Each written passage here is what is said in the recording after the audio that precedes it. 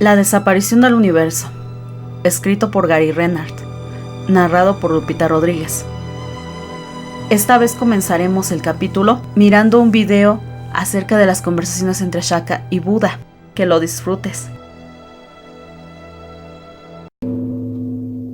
Shaka, Shaka, ¿por qué estás tan triste? Tan solo tienes 6 años y a pesar de ello te sientas ahí todos los días a lamentarte. ¿Qué es lo que te preocupa? Hoy vi muchos cuerpos muertos flotando en el río Ganges. Y en la orilla, peregrinos de toda la India se purificaban. Tuve la impresión de que celebraban la muerte en lugar de la vida. ¿Por qué es tan pobre este país donde nací? Parece que solo nacemos para sufrir y lamentarnos. La gente vive entre desgracias únicamente. Shaka, ¿eso te pone triste? Claro. ¿Quién quiere una vida llena de tristeza? Estás equivocado, Shaka. Pero si la muerte es inevitable, entonces debe ser que la tristeza es quien domina nuestras vidas. Aun cuando superemos el sufrimiento, busquemos amor y felicidad, la muerte nulificará todo.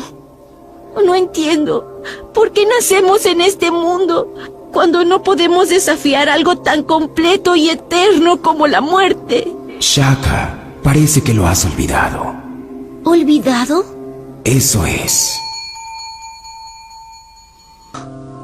La muerte no es el final de todo. La muerte no es más que otra transformación.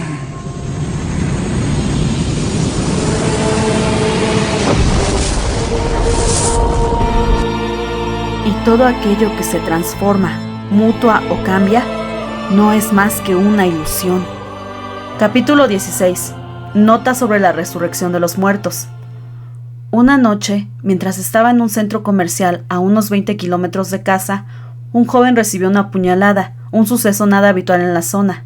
Vi al hombre entrar corriendo desde el aparcamiento, tropezar por el establecimiento mientras se tapaba la garganta cercenada y después desplomarse en el supermercado que estaba abarrotado de compradores.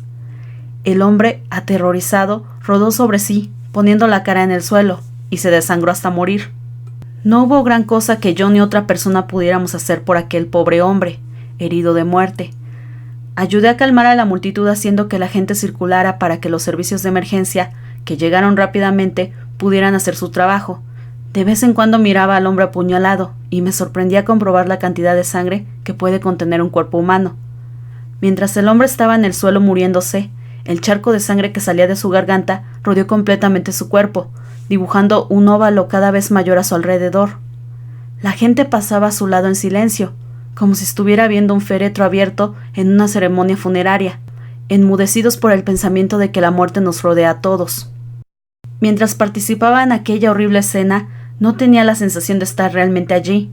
Mientras miraba su cuerpo, dije mentalmente al hombre: «Eso no eres tú, no puedes ser tú. Eso no somos nosotros, nosotros somos Cristo». El cuerpo, la sangre, el pensamiento de la muerte, nada de ello parecía más real que una película. No es que fuera incapaz de sentirme conmocionado. Cualquier mal día podía seguir teniendo mis reacciones, pero esta colección concreta de imágenes me hizo ver claramente la irrealidad del cuerpo, y lo muy falsa que era la idea de que cualquiera de nosotros pudiese estar contenido en una vasija tan frágil y temporal.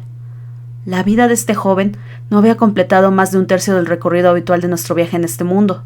Todas sus esperanzas, sueños, miedos y alegrías estaban siendo devueltos a la mente ilusoria de la que procedían. ¿Era esto algo a lo que realmente pudiéramos llamar vida? Más adelante pregunté al Espíritu Santo si pensar de este modo era algún tipo de negación. La respuesta que me vino fue: sí, absolutamente. Es una negación del ego. El proceso de pensamiento que se iba desarrollando mientras contemplaba aquellas escenas no me impedía hacer todo lo posible por ayudar, o como dirían mis maestros, por hacer las cosas que habría hecho de todos modos. Solo que, mientras las hacía, mi mente estaba siendo apartada del error en lugar de caer en él. En diciembre del 2000 Después de haber reflexionado sobre la muerte y de maravillarme del espectáculo de una elección presidencial que fue decidida por la Suprema Corte más que por la voluntad de los votantes, Arten y Pursa hicieron su 16ª aparición. Arten, no hay gran cosa que decir sobre la experiencia del centro comercial, digamos que pone las cosas en perspectiva. Gary, así es, realmente no somos este cuerpo, lo sé. He tenido muchas experiencias que me lo han dicho, pero esta es la primera vez que el Espíritu Santo ha usado un truco del ego que supuestamente tenía que convencerme de la realidad del cuerpo de otra persona, para enseñarme lo contrario. Arten, muy bien. Volveremos al tema que estamos tratando dentro de un minuto, pero antes, brevemente, ¿no te ha gustado el resultado de las elecciones? Gary, ¿qué elecciones? Habría sido mejor que ni siquiera las hubiéramos tenido.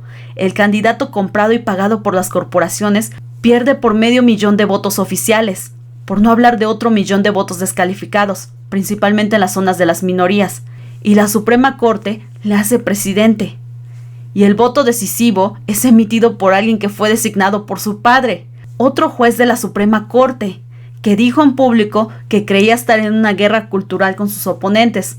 De hecho, anotó al emitir su decisión que sería equivocado contar los votos de Florida, porque eso cuestionaría la legitimidad de la elección de Bush. Tengo noticias que darte, amigo mío. La democracia está muerta. Arten, herida sí, pero no muerta.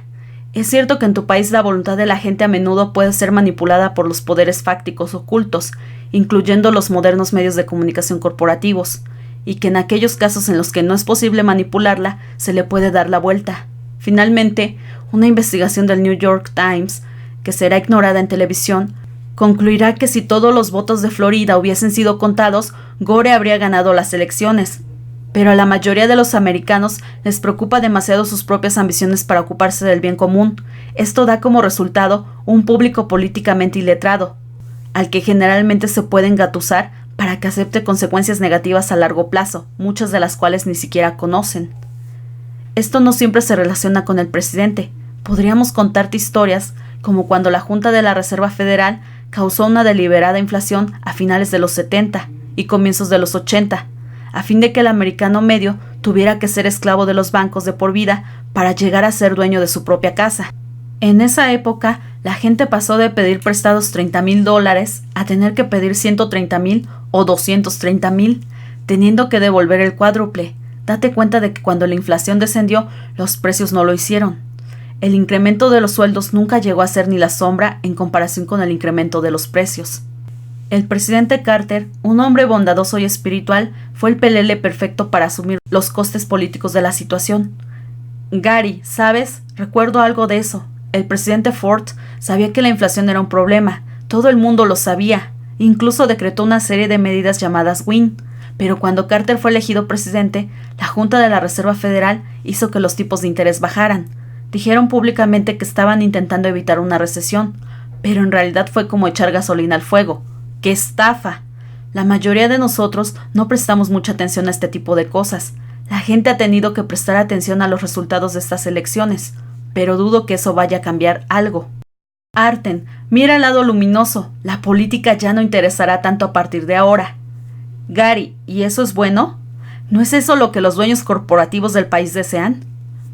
Arten, es bueno, en cierto sentido, porque una de las cosas que puedo garantizarte respecto a la política es que siempre será constante. Estés en el lado que estés, el otro lado siempre estará allí, pegado a ti. Eso no significa que no debas votar como un modo de hacer valer tu opinión. Siempre has votado. La mayoría de los americanos, aunque se declaran patriotas, ni siquiera se molestan en hacerlo. Pero tú deberías votar, perdonar y hacer que ese perdón fuera tu verdadera contribución a la política. Gary, aunque los resultados sean un fraude. Arten, todo es cuestión de percepción, hermano.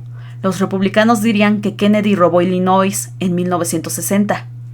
Gary, sí, pero incluso si el alcalde de ley de Chicago falsificó algunos votos para Kennedy, de los votantes muertos, Kennedy seguía teniendo suficientes votos electorales para ganar las elecciones en Illinois.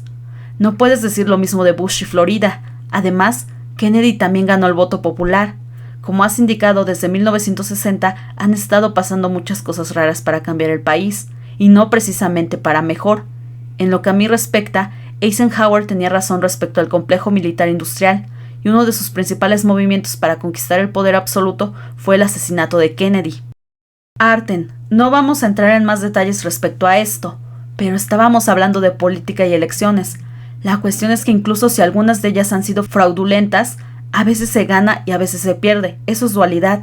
Solo con Dios es imposible perder, y por eso tu verdadero trabajo siempre regresa al perdón. Entonces, ¿puedes perdonar esta elección?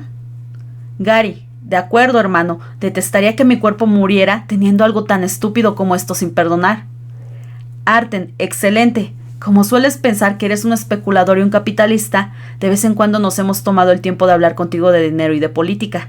Pero en realidad tú no eres esas cosas, y no es necesario que seas preciso respecto a los detalles de tus agravios a nivel de la forma. Lo que estás viendo en realidad no está allí. Tú lo has fabricado. Teniendo en cuenta lo que ya sabes, no tienes ninguna razón lógica para proyectar tu culpa inconsciente sobre los ricos, especialmente porque no te importaría ser uno de ellos. Esto significa que tienes una oportunidad perfecta para perdonarte a ti mismo perdonando a los demás. Lo cierto es que todas estas cosas son lecciones de perdón, y que todas las lecciones de perdón, incluyendo la muerte, son iguales. Hasta esta noche, a veces has retrasado la aplicación del perdón cuando las circunstancias de tu vida eran particularmente difíciles. Cuando perdonas, como siempre terminas haciendo, y como hiciste incluso en algunos momentos en medio del debacle electoral, te sentiste bien. Seguidamente, tienes la tendencia a deslizarte y a permitirte concesiones en tu forma de ver las cosas. Eso te lleva a una ausencia temporal de paz. A la desdicha le encanta tener compañía, pero eso no significa que tengas que aceptar su invitación. Ya es hora de que lleves la verdad hasta el final. No hagas más concesiones. Eso nos devuelve al tema de nuestra conversación de esta noche. Ahora sabes sin sombra de duda que no eres un cuerpo y que en realidad no puedes morir, ¿verdad? Gary, cierto. También creo en lo que tanto la Biblia como el curso dicen. El último enemigo destruido será la muerte. Arten, sí. Ahora bien, si no puedes morir, tampoco puede hacerlo nadie más. Si ellos no pueden morir, tú tampoco. Estas dos ideas son una. Pursa, la muerte es un símbolo de tu separación ilusoria de Dios. ¿Qué ocurre cuando alguien que amas parece morir? De repente estás separado. Pareces perderle, del mismo modo que pareces perder a Dios. Pero eso no es cierto. En realidad no puedes perderlos, como tampoco puedes perder a Dios. Son inseparables. Lloras cuando un cuerpo que amas parece morir, pero como el curso te enseña, en realidad lo que echas de menos es tu experiencia de Dios y del cielo. ¿Y quién podría llorar por su inocencia? Gary, yo lloré por mis padres, pero lloremos por quien lloremos, lo que en realidad echamos de menos es nuestro verdadero hogar y nuestro verdadero estado en Dios. Simplemente no hacemos esa conexión porque es inconsciente. Pursa, eso es correcto. Has tenido muchos padres diferentes en tus numerosas vidas, y muchas esposas e hijos. Muchos de ellos han muerto aparentemente mientras tú seguías en un cuerpo físico. Así es como funciona el mundo del sueño. Pero solo es un mundo de sueño, y en realidad estás con Dios. El sistema de pensamiento del Espíritu Santo te está haciendo despertar, y una vez aprendido, de ti depende hacer tu trabajo y acordarte de él y de su sistema de pensamiento en este nivel. Gary, por eso cuando recuerdo que no debería albergar ningún resentimiento, dejo de hacerlo. En realidad no hay ninguna injusticia si yo lo he inventado todo, y lo he inventado por alguna razón. Cuando recuerdo eso, me siento en paz, pero después me olvido y vuelvo a quedar atrapado en la basura del ego. Pursa, sí, y ahí has identificado uno de los mayores problemas de todos los estudiantes serios del curso. Gary, una vez que conoces y comprendes la verdad, puede seguir siendo muy difícil recordarla cuando te ocurren cosas negativas, especialmente si tienen que ver con algo que consideras importante. Pursa, exactamente. Mantenerse vigilante puede ser difícil, pero es obligatorio. De vez en cuando, tienes que volver a comprometerte a estar aún más alerta. Cuando no consigues recordar la verdad que te propone el Espíritu Santo, retrasas tu propia felicidad. Como el curso pregunta, ¿qué es el milagro si no es de recordar? ¿Y hay alguien en quien no se encuentra esta memoria? Gary, sé por experiencia que puedo hacer este curso cuando lo recuerdo. Pursa, sí puedes. Puedes hacerlo independientemente del problema que afrontes, incluyendo la muerte de tus seres queridos y la muerte de tu propio cuerpo, que como ya te hemos dicho, ocurrirá en un punto del guión que tú mismo has determinado. ¿Por qué preocuparte entonces? No es más que otra oportunidad de perdonar. Pase lo que pase, lo más inteligente que puedes hacer es aprovecharlo para perdonar, y mejor antes que después. Arten, temes la muerte inconscientemente y te sientes atraído por ella inconscientemente, como la atracción de la polilla hacia la llama. La atracción hacia la muerte es lo que el curso denomina el tercero de los 4 grandes obstáculos para la paz, y tu miedo a la muerte está solamente subordinado al erróneo temor de Dios. Podrías decir que el temor a la muerte es un símbolo del miedo a Dios, y sin culpa en tu mente inconsciente sería imposible que sientas miedo hacia ninguno de ellos. J no tenía miedo a la muerte, y ciertamente no temía a Dios. Ya no es necesario que temas a tu padre. Deberías observar la muerte ilusoria de tu cuerpo físico como el día de tu graduación. Significa que has conseguido todo lo que tenías que conseguir en esta aula temporal en particular. Las lecciones han sido aprendidas. Debería ser un día de celebración. Te aseguro que será muy divertido. En la mayoría de los casos, si la gente supiera lo que es estar libre del cuerpo, no llorarían a los muertos, más bien se sentirían celosos. El problema es que la diversión no es duradera. Como hemos enfatizado, la culpa te atrapa y hace que vuelvas a envolverte en la manta de seguridad de un cuerpo. Esta es simplemente la continuación del sueño de nacimiento y muerte. Gary, por eso quiero asegurarme de aprovechar mis oportunidades de perdonar ahora. De ese modo la muerte será más divertida, y yo podré estar más adelantado en mi progreso, ya sea que parezca estar en un cuerpo o no. Si llegara a iluminarme en esta vida, genial. Si no, seguiré estando mucho mejor. Han hablado de la reencarnación, pero ahora entiendo que solo es algo que parece ocurrir. Solo estoy soñando que voy de un cuerpo al siguiente. Arten, eso es cierto. En cuanto a la reencarnación, en realidad no importa lo que se crea, siempre que se perdone. El curso dice, lo único que se tiene que reconocer, no obstante, es que el nacimiento no fue el principio y que la muerte no es el final. Gary, de modo que la conciencia, aunque es un estado irreal, continúa después de la aparente muerte del cuerpo. Cuando despiertas completamente del sueño, la conciencia desaparece y experimentas tu unidad con Dios y con toda la creación. Pursa, ha sido todo lo exacto que se puede ser, hermano. Todos entraremos en el reino juntos, porque como hemos dicho, el tiempo solo es una ilusión.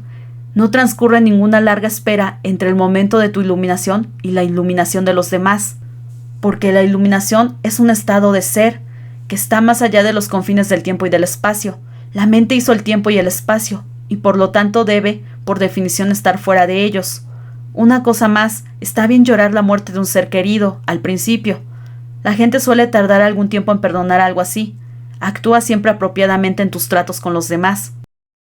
Gary, hace mucho tiempo mencionaste algo sobre J sanando a unas personas que ya estaban muertas. Asumo que Lázaro era una de ellas, pero ¿cómo fue que J lo hizo? Arten, el acto de resucitar a un muerto no es diferente de sanar a un enfermo. El verdadero sanador sigue siendo la mente del paciente. Tú te unes con esa mente a fin de recordarle su verdadera identidad. J estaba tan avanzado que no estaba dispuesto a hacer concesiones respecto a una idea tan importante. Como dice en el curso, comentando tu relación con él, tu mente optará por unirse a la mía, y juntos somos invencibles. Tú y tu hermano se unirán finalmente en mi nombre, y su cordura le será restaurada. Resucité a los muertos porque sabía que la vida es un atributo eterno de todo lo que Dios viviente creó. ¿Por qué crees que habría de ser más difícil para mí inspirar a los desanimados o estabilizar lo inestable? Yo no creo que haya grados de dificultad en los milagros. Tú sí. Gary, de modo que, para él resucitar a los muertos no era más difícil que curar a los enfermos, o perdonar a alguien por decirle algo desagradable, o cualquier otro milagro. Todos son iguales. Siendo la vida un atributo eterno de todo lo que Dios creó, J sabía que la muerte no existe realmente. Solo lo que Dios creó es real, y lo que Él creó nunca morirá. Arten, sí, no olvides que el cuerpo solo es un símbolo. J no estaba haciendo que el cuerpo de Lázaro fuera nada especial, del mismo modo que no hacía que su propio cuerpo fuera especial. Hacer que la mente reanimara temporalmente la proyección corporal era simbólico. El cuerpo mismo es insignificante. La cuestión es enseñar que simplemente no hay muerte, a pesar de lo que dice la Biblia. Lázaro no permaneció en su cuerpo por mucho tiempo, una vez que J le resucitó. Dejó su cuerpo de lado e hizo su transición alegremente y en paz, porque se le había mostrado que no hay nada absolutamente que temer. Gary, de acuerdo, de modo que J se unió con la mente de Lázaro. mientras todo el mundo pensaba que era carne muerta en la tumba. Es como si J se uniera con su propia realidad como Cristo, o el Espíritu Santo, y al mismo tiempo se uniera como uno con Lázaro. Las mentes están unidas, de modo que J pudo hacer brillar su amor sobre la mente de Lázaro, y ambos fueron uno con el Espíritu Santo, pues J ya sabía que él era su verdadera identidad. Esto a su vez recordó a Lázaro quién era verdaderamente, haciendo que su mente reanimase su proyección corporal como símbolo de la negación de la muerte. Arten, te elegimos sabiamente, hermano. No lo olvides, J estaba todo lo avanzado que se puede estar en su capacidad para unirse a los demás a nivel mental y recordarles su inocencia. Por eso era tan buen sanador. No te sientas decepcionado si no resucitas a los muertos en tu primer intento. Gary, lo entiendo. Si llega el día en que bendigo a alguien cuyo cuerpo esté muy muerto y se levanta y empieza a caminar por allí, entonces lo tomaré como una señal inequívoca de que estoy a punto de algo. Arten, muy bien. Hace años te dijimos que no podrías entender cómo proyectamos nuestros cuerpos, pero ahora comprendes mucho más y has avanzado notablemente hacia el objetivo. En resumen, proyectas tu imagen corporal del mismo modo que proyectas imágenes cuando estás soñando por la noche. Tu mente está proyectando una película. Entonces, en tu experiencia, parece que los ojos de tu cuerpo están viendo tu propio cuerpo y todos los demás cuerpos, pero en realidad es tu mente aparentemente separada la que está viendo sus propios pensamientos, proyectados desde otro nivel oculto. Cuando la mente retorna a la totalidad, no hay separaciones de niveles, y por lo tanto no hay ninguna película proyectada ni ningún cuerpo que ver. Entonces tu cuerpo desaparece de la película. Como todo lo demás, el cuerpo es una experiencia mental y no física. Nunca ha existido. Pero para el amor de un ser iluminado es posible tomar forma en el sueño, como hizo J después de la crucifixión. Este amor es el amor del Espíritu Santo. Después de todo, tendrías que empezar por ser uno con él para estar iluminado. Pursa, conforme transcurren los años, tú, querido hermano, seguirás aprendiendo y creciendo, y a medida que crezca tu conciencia, comprenderás cada vez más sobre estas cosas. De nuevo, sería útil que estuvieras aún más dispuesto a perdonar a partir de este momento. Has perdonado mucho a lo largo de los últimos años. ¿Por qué no ahondar aún más en tu determinación? Gary, entiendo. El curso habla mucho de no hacer concesiones, y creo que estoy preparada para ser más serio en este sentido. Pursa, excelente. Deja que otros hagan concesiones respecto a los postulados del curso. Tu trabajo no es detenerlos, solo perdónalos. Tú no tienes necesidad de hacer concesiones, y en realidad no hay nadie más allá afuera. Solo hay un ego que aparece como muchos. No hay creencia donde la concesión esté más voluntariamente aceptada entre los aparentemente separados que en la creencia del sueño de la muerte. Como dice el curso, si la muerte es real para una sola cosa, la vida no existe. La muerte niega la vida, pero si la vida es real, lo que se niega es la muerte. En esto no puede haber transigencia alguna. O bien existe un Dios de miedo, o bien uno de amor. El mundo intenta hacer miles de transigencias al respecto, y tratará de hacer 1000 más. Ni una sola puede ser aceptable para los maestros de Dios, ya que ninguna sería aceptable para Dios. Él no creó la muerte, puesto que no creó el miedo. Para él, ambas cosas están igualmente desprovistas de sentido. La realidad de la muerte está firmemente arraigada a la creencia de que el Hijo de Dios es un cuerpo, y que si Dios hubiese creado cuerpos, la muerte sería ciertamente real, pero en ese caso, Dios no sería amoroso. Ningún otro punto ilustra en forma tan clara el contraste que existe entre la percepción del mundo real y la del mundo de las ilusiones. Gary, una vez más, el mundo real es lo que veré, no con los ojos de mi cuerpo, sino con mi actitud. Cuando haya perdonado completamente al mundo y no proyecte en él ninguna culpabilidad inconsciente.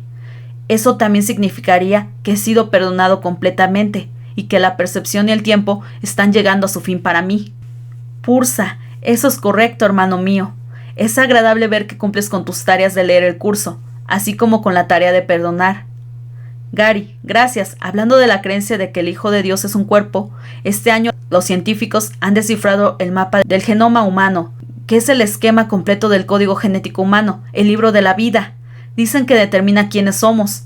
Pursa, sí. Adoran la complejidad y la supuesta belleza del cuerpo e ignoran la mente que lo dirige.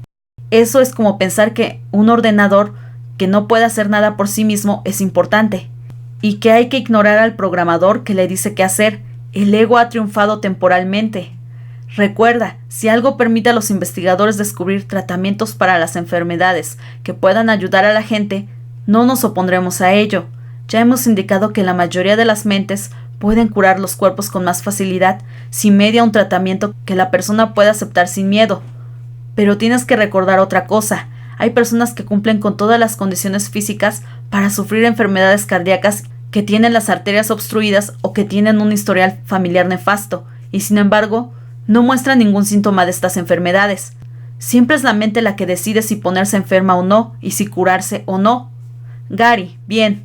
Recuerdo algo que he querido preguntarles durante años, y siempre me olvidaba. ¿Es la sábana santa de Turín realmente el lienzo funerario de J? ¿Dejó en él intencionadamente su imagen como símbolo de la resurrección? Arten, no queremos echar un jarro de agua fría sobre algo con lo que la gente está encantada, pero la sábana es una falsificación brillante hasta tal punto que casi es la obra de un genio. Se le han practicado varias pruebas científicas que han ofrecido conclusiones contradictorias, y algunas de ellas parecen indicar que la sábana es auténtica. Existen otras explicaciones para estos resultados. Tienes que darte cuenta de que la sábana fue hecha en una época en la que era muy importante para las iglesias tener reliquias de figuras famosas. Entonces se consideraba que tenían mucho poder. Déjame que te pregunte esto. ¿Crees realmente que J dejaría algo detrás para glorificar la realidad de su imagen corporal? No. En la resurrección, el cuerpo simplemente desaparece. A propósito, la imagen de la sábana no refleja la verdadera apariencia de J, como tampoco la reflejan los cuadros que se han hecho de él. Las pruebas físicas son innecesarias, Gary. Lo único que necesitas es fe. El cuerpo de J no era nada para él. Ahora, no trates de hacer que una imagen suya sea importante. El cuerpo, el universo y todo lo que contiene solo son imágenes en tu mente, partes de un juego de realidad virtual. A veces es posible que sea una falsificación convincente de la vida, pero, como la sábana, es falso. No busques allí tu salvación. Busca siempre donde la respuesta realmente se encuentra, en la mente donde habita el Espíritu Santo, y la encontrarás. Recuerda, decimos que Dios es, y después dejamos de hablar, porque no hay nada más. Pursa, para terminar nuestras conversaciones sobre el tema de la muerte, recuerda lo que dice el curso sobre tu aparente vida y muerte en este mundo. En cualquier otro estado que no sea el cielo, la vida no es más que una ilusión. En el mejor de los casos parece vida, en el peor, muerte. Ambos son, no obstante, juicios acerca de lo que no es la vida, idénticos en su inexactitud y falta de significado. Fuera del cielo, la vida es imposible, y lo que no se encuentra en el cielo no se encuentra en ninguna parte. J te llama a estar con él y a unirte a él donde la vida realmente está. El primer advenimiento de Cristo no es más que otro nombre para la creación, pues Cristo es Hijo de Dios. El segundo advenimiento de Cristo no significa otra cosa que el fin del dominio del ego y la curación de la mente. Al igual que tú, fui creado en el primero, y te he llamado para que te unas a mí en el segundo. Si estás preparado para responder a la llamada, entonces, sabiendo lo profunda que puede ser la culpabilidad inconsciente, estarás cada vez más determinado a perdonar a tu hermano en cada oportunidad que tengas, y estarás con él cuando acabe el tiempo y no quede rastro de los sueños de rencor en los que bailas al son de la muerte. Y ahora la segunda parte del video, conversaciones entre Buda y Shaka.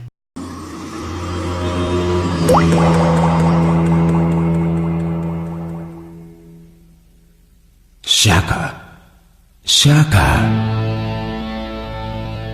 No lo olvides. La muerte no es el final de todo. La muerte solo es otra ilusión. Todos aquellos nacidos como hombres, pero convertidos en caballeros, han logrado superar la muerte. Porque han recordado que son uno con Dios. Shaka, si tú también pudieras lograrlo, seguramente te convertirás en el hombre más cercano a Dios. Pues recordarás que Dios es. Que la flor de la esperanza renazca en tu corazón y despiertes a la vida que deseas y mereces vivir. Con amor, Lupita.